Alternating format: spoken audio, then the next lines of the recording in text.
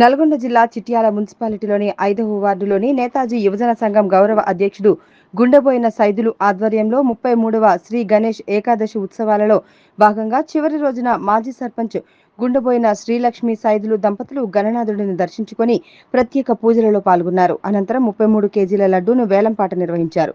వేలంపాటలో బండారు శివ 75,116 రూపాయలకు లడ్డూను కైవసం చేసుకున్నారు. ఈ కార్యక్రమంలో సంఘం సభ్యులు, కాలనీవాసులు తదితరులు పాల్గొన్నారు.